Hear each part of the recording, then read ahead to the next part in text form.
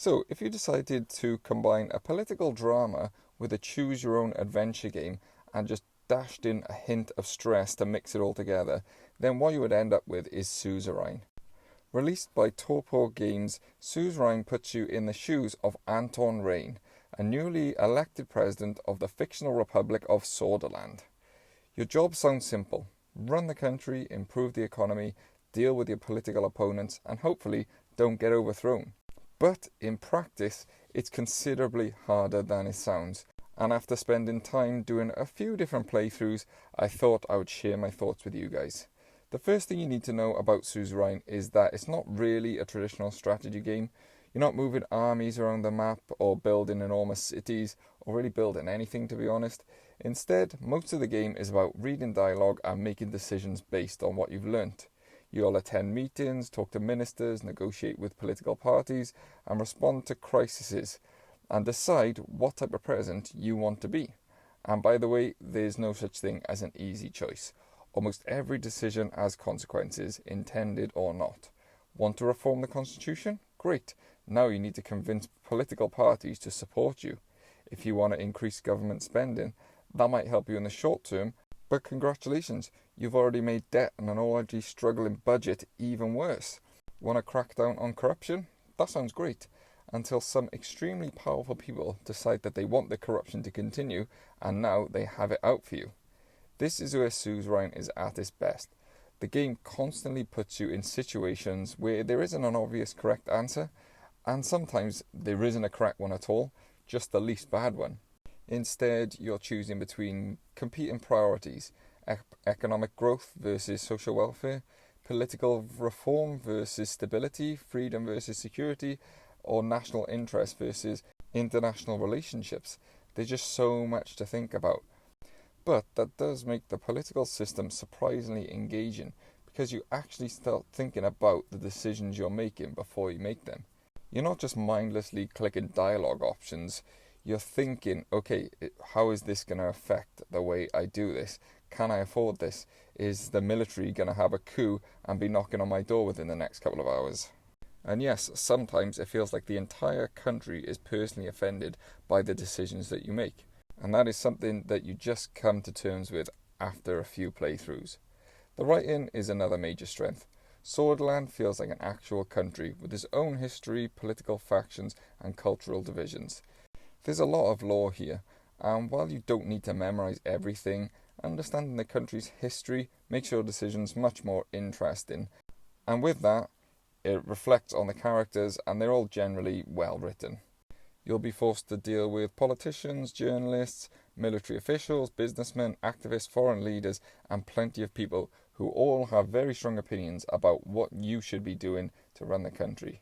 And importantly, many of them aren't simply just good and evil. They have their own motives, not always clear motives, and some genuinely believe they're doing the best for Swordland, others are just looking out for themselves, and whatever their motivations are, they'll all do their best to control what you do and how the country is run. The result is a game where conversations really do matter. There's also a surprisingly personal side to the story. You're playing as a president, but you're also playing as a person with a family and friends, and your decisions can often make your relationships with those people suffer. And that is another thing that adds a little bit of depth to this game, because I have no idea why, but I genuinely started caring what my kids thought about me in this game. You're not just managing a spreadsheet, you're playing as a character. Suzerain visually is pretty simple. It uses the stylized hand-down presentation rather than try and look like a AAA production. It doesn't need to be honest, so what you see is what you get, and that's all you need. And that is the same for the soundtrack. It's basic, but it's fine. But Suzerain definitely has weaknesses. The biggest problem for me is the pacing.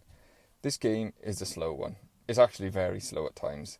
There's long stretches where you're reading dialogue, making decisions, reading more dialogue, making another decision. And if you're someone who needs action, Suzerain is a game you should definitely avoid. And even if you enjoy narrative games, there are moments where the sheer amount of information is a little bit overwhelming. And to be honest, I did get a little bit fed up of reading at times. You're expected to keep track of political factions, economic problems, constitutional reforms, internal relationships, personal relationships, it's just a seemingly endless amount of dialogue with endless amounts of consequences. Another issue is that sometimes it doesn't always make it obvious why something has happened.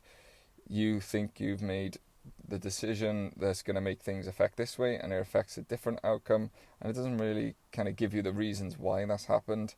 And that can sometimes be a little bit frustrating. But on the other hand, that uncertainty also kind of keeps you on your toes, and then it gives the replayability a little bit more, because you kind of have to try and work out for yourself what made the decision go that way, and maybe try something different the next time. Because in this game you will mess up a lot. Your first playthrough might involve a disastrous economy with angry politicians, but then you just start again and then maybe focus on a different thing. It does give you a little bit more, and replayability is Suzerain's biggest strength, I think, because even though there's a lot of dialogue and it is a kind of a story, there is so many different avenues you can branch down, and that's a real strength of it. Overall, it is a pretty interesting political game. There's lots of choices, every choice is pretty meaningful, and the difficulty that's built in makes you feel a lot more of an accomplishment when you actually get stuff right and things start to improve. But it's also very slow, very text heavy, and occasionally a little bit confusing. So I would say if you're not interested in this type of game, I would just avoid it altogether, because it is genuinely like 90% reading and then you make a few decisions based on what you've read. So I would say I enjoyed it. I'll give it a 7 out of 10, but proceed with caution. Thanks for watching and subscribe.